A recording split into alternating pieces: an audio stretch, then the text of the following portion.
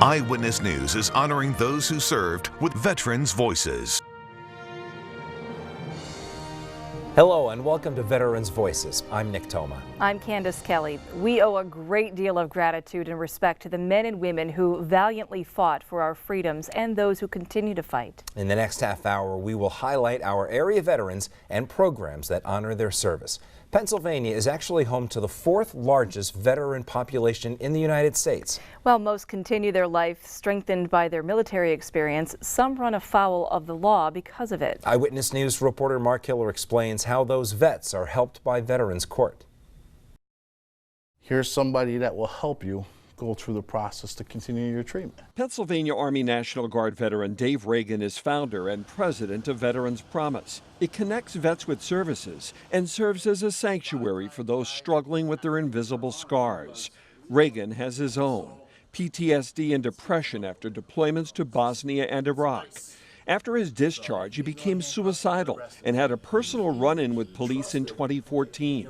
But instead of a criminal record, it was huge. It was truly huge. He found redemption in Veterans Court. Whether it's drugs or alcohol, whether it's family stuff, whether it's veteran stuff, they will find a way to help you. In 2009, Lackawanna County became the first in Pennsylvania to offer Veterans Court. Veterans Court is meant to bring the person accountable for what they've done, but also make sure that they're accountable for their treatment, so that we're looking at the underlying problem. Lackawanna County President Judge Michael Beret says the offending vet, who he describes as high risk, high need, is paired with a mentor who's also a veteran. So it's a whole different environment than any of our other treatment courts, because now you have veterans helping veterans.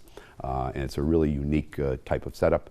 We have the VA here in the courtroom. The Wilkes-Barre VA Medical Center has 3 Veterans Justice Outreach Specialists who play a supporting role in helping rehabilitate the offending vet through Veterans Court. Oftentimes those veterans who don't have that structure tend to maybe not come to the VA as they should and get that continuity of care, that will help them improve their lives. Vets going through Veterans Court appear weekly in Judge Berese's courtroom for a minimum of 18 months, all the time undergoing counseling and treatment in their recovery. Even after vets graduate from Veterans Court, they maintain a connection to help keep them on a path of being active, contributing members of their community. The goal is to make sure they're not only obeying the law, but also effectively coping with their crisis. Often what we do is after your first 6 months and year, and to have the charges dismissed and expunged, we require them to come back. A clean slate and a fresh start. You're given the opportunity to have this stuff go away. Thanks to Veterans Court. It really is good to see someone like Dave, who now has embraced recovery, but also has embraced the idea of, I'm a veteran, I was helping Veterans Court, what can I do to help other veterans? For Veterans Voices, Mark Hiller, Eyewitness News. Judge Tom Munley started Veterans Court in Lackawanna County a decade ago, and it's proven to be highly successful. The recidivism rate for vets completing the program is less than 4% compared to nearly 50% in the general population. Now, you heard Mark mention Veterans Promise in his story, a group of local veterans who made a promise to advocate for all veterans returning home. Yeah, they are based out of Dixon City. They offer suicide prevention help as well as drug and alcohol support groups. They host a Wall of Heroes vigil every month, a reminder to those who have lost family members in military that there is support past the pain. We have more about the program for you on PAHomepage.com. Janice Gavern is a proud veteran from Susquehanna County who is always eager to share stories of women and their service to our country. Now she's using a military-style ambulance to enhance her presentation and educate a new generation. And we invite you to check out PAHomepage.com for more stories from here and across the nation, and you can find it under our Veterans Voices link.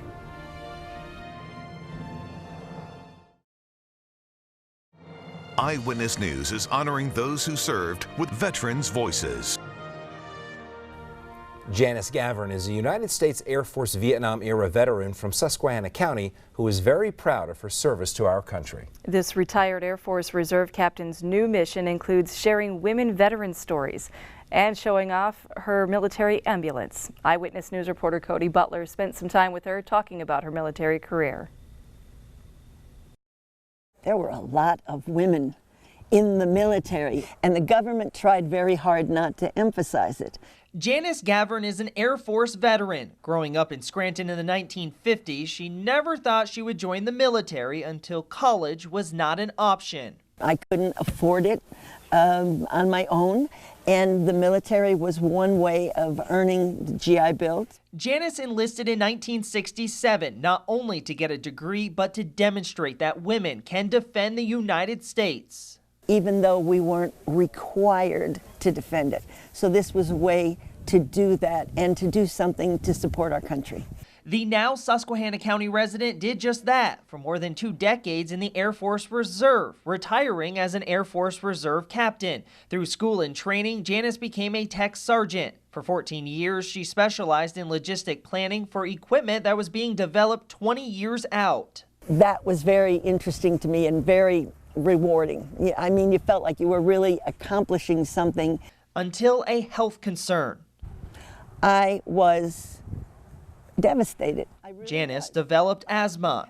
Now, you wouldn't think too much of asthma, but at the time, that medically disqualified me for worldwide service. So basically, I got a letter in the mail one day that said, thank you for your service, go away. From there, she didn't talk to anyone about her time in the Air Force. 5 years later, she opened up when Janice and her daughter made a spontaneous decision to attend a Native American powwow. Now, if you've never been to a powwow, and I hadn't, I did not realize how much they support the military. Ahead of a traditional dance, they asked, is anybody out there a veteran? If you're a veteran, we invite you to come up and to dance with us. I look at my daughter, I go, I was a veteran. That moment had a profound impact on the retired captain. Nobody had ever thanked me for my service before. So I wanted to do something eventually to pass that along. Shortly after, she joined the American Legion Gardner Warner Post 154 near Montrose. For 7 years, Janice has been collecting stories of women veterans, many that were untold. I wanted something to catch your attention. She purchased a 1967 Vietnam-era ambulance to highlight an important tool used by women serving at war. They thought that the American people were not ready to hear about women who were involved in the military. Janice now uses the display to recognize the proud service of women in the military, including her own. For Veterans Voices, I'm Cody Butler, Eyewitness News.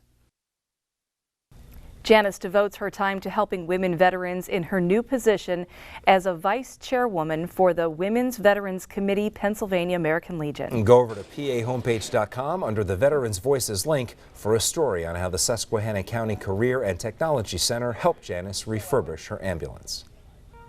He is our voice for veterans here at Eyewitness News. Coming up, I'll sit down with Judge Tom Munley to talk about his service to our country and his continued commitment to help veterans in northeastern Pennsylvania. And on PAHomepage.com, a look at the many volunteers, including current service members, it has taken to reopen and maintain the Pearl Harbor Memorial in Hawaii.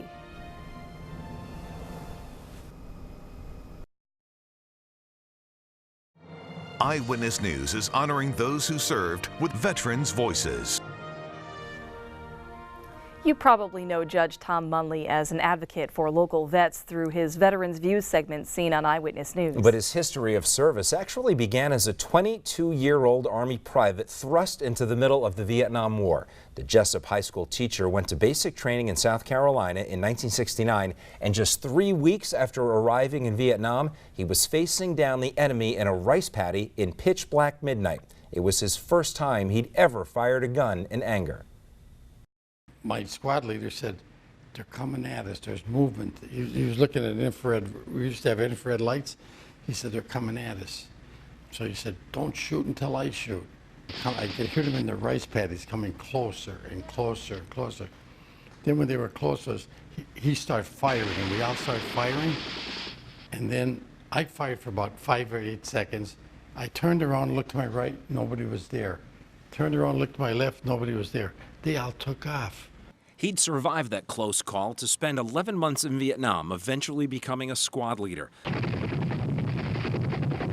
Like many Americans, Munley was conflicted about America's role on the world stage, so he wrote a letter on toilet paper titled "Infantryman Asks Why," stating why he didn't believe in the war. It was published in the Scranton Times. Munley says while he was ambivalent about the war, he never wavered in his support for his fellow soldiers. Trying to help my soldiers stay alive, because I became a leader after I was there several months, and I tried to keep my soldiers alive. But the dangers of war were ever present, and Munley, like a lot of soldiers, lost friends in the fight. I was talking to one guy, and Nick, I was talking to him, he showed me a picture of his wife and kids. We both got up to walk. Somebody called me and I turned around and walked away. He stepped on a booby trap. I was right next to him. He got blown to smithereens. Munley used the GI Bill to get his law degree, but his Vietnam experience stayed with him forever. He readily admits it made him a better person and judge. And the lawyers just say to me, don't you get upset? Don't you get nervous before your trials? I said, nervous? How about going out on patrol and having people shooting at you with I used to hear bullets whizzing over my head. I got stung by a scorpion. How about getting stung by a scorpion? How about that stuff? So in the middle of nowhere where this maybe yeah. So this stuff is nothing. And with Veterans Views, he has the platform to keep the promise he made to his fellow soldiers on the other side of the world. We're all in this together. We answer every veteran's question. We get them. We help hundreds and hundreds of vets, Nick, every month that call us. And we're getting them help with their benefits, help with housing, help with the Gino Murley Center to get them. So we're doing our job. And we should mention that Judge Munley is suffering several effects from exposure to Agent Orange in Vietnam, including prostate cancer and blood cancer. And you can see Veterans Views every day on Eyewitness News at 5:30. We also have a web extra with more of Judge Munley's story on PAHomepage.com. A diary found tucked away tells the first-hand account of a young military man's experiences in World War I. His family shares his story coming up. And now under the Veterans Voice link on PAHomepage.com, how service dogs are changing the lives of American heroes.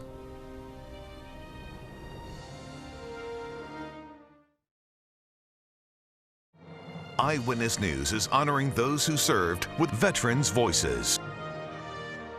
A century after a northeastern Pennsylvania native fought in World War I, his battlefield experience is coming to light. He left behind a treasure trove of personal artifacts from his role in the Great War. Eyewitness News reporter Mark Hiller gives us a glimpse into history. This is a listing of his military service. Spread out on a table and faded by time are the contents that make up a soldier's story from World War I. I'm wearing gloves because this is 100 years old. It's very fragile. George Brown uncovered the materials in a shoebox while clearing out his late mother-in-law's home. The military memorabilia belonged to Brown's grandfather through marriage. When Clarence Miller fought in World War I, he kept this diary on his person. Miller was 21 years old when in 1917 he became one of the first volunteers from his hometown of Wilkes-Barre to enlist in the Army during the Great War, later called World War I. The Germans immediately throwed over a barrage over our boxes. The diary captured the heroism of Miller and his fellow soldiers while fighting the enemy on the front lines in France. And I think about this often, what he went through as a young man. While the diary is the centerpiece of Miller's personal war experience, it's far from the only highlight. Among the memorabilia is Miller's monthly soldier's paybook. And it shows that he was paid $36.60. There's also a map of France spanning areas where Miller fought. And there's a pen pal letter. At the price of great sacrifice, you loved our France. It's written by a French woman who sent it to Miller after the war ended. France appreciates everything you have done in helping her to save her country. Brown hopes we all share appreciation for men like Private First Class Miller. It just amazed me, and it still does. For Veterans Voices, Mark Hiller, Eyewitness News. Brown says he hopes to donate those items to a museum. This is your father's Purple Heart.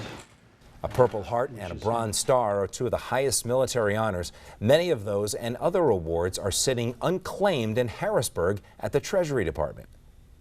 Back in May, a Purple Heart and Bronze Star were presented to the family of U.S. Army veteran James Timoney of Hazleton by Pennsylvania State Treasurer Joe Torsella. Timoney served in World War II. He was wounded by German gunfire in 1944 and awarded a Purple Heart and Bronze Star for his sacrifice and service. The medals were put in a security box at the bank. He and his wife passed away, and they were sent to the Treasury Department in Harrisburg. Many medals of honor are still unclaimed, and we've posted a search tool to look for forgotten medals on our website, pahomepage.com. There's a museum dedicated to the woman who served our country in Monroe County. Yeah, the idea was actually born when one woman veteran felt there was little information about women's contributions to the military. Her story next.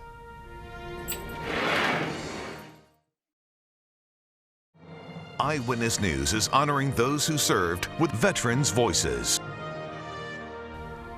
Now imagine being a woman serving in the armed forces, and every time you show your military ID, you get this question: where did your husband serve? One Army veteran turned her answer, "My husband didn't serve, I did," into an idea that became a museum. Photojournalist Tom Gregory takes us to the Woman Veterans Museum and Military Family Services in Mount Pocono. I served just about 30 years in the United States Army. I retired at the rank of a sergeant major. Some of the places I've served is Iraq, Afghanistan, Kuwait. Well, the idea for this museum is to highlight and show that women served in the military and highlight some of the great women that have made changes in the military. The museum was open in June 8th. I love to say from conception to birth of the museum, it took us about 5 months. At first, I said we should name this museum the Wow Museum, because everyone that walks through the door always go about and go, wow. The cots have always been a sore point of contention. During my term, I used an Alice pack, which is like a metal framed backpack. It was a gut buster. It was horrible. But yes, I see it and I just remember long rucks and sweating and wishing it was over. The fact that we are able to commemorate the history of women throughout the military, throughout all the different branches, through all the different periods, I think is phenomenal. It's right here in my hometown. The rank on this uniform is actually a Master Sergeant. A lot of the things that are in the museum, some of them belong from my time in the military. Some were donated by people in our community, family members. You'll see the different booths that we had. If you go around our doors, you'll see frames that highlight women and all their different accomplishments. You'll see the MREs, which is the meal that they eat while they're in the field. You actually had to open the top and drink. I came in here in July and I just took it as my baby, as my own, and ever since then, I love it. I'm learning so much things about women, women veterans, military people in general. I am so proud of the women that have served in the military and the family members who have helped to support them. The museum is free, but donations are accepted. It's open on Fridays from 3 to 6 p.m., Saturdays and Sundays from 12 to 4, and by appointment. And we certainly have more stories about veterans to share with you on our website, pahomepage.com. Just click on Veterans Voices. We hope you enjoyed our presentation of Veterans Voices. We certainly hope you learned something today and have a better appreciation for our veterans and the men and women who continue to serve our country. Thanks so much for joining us.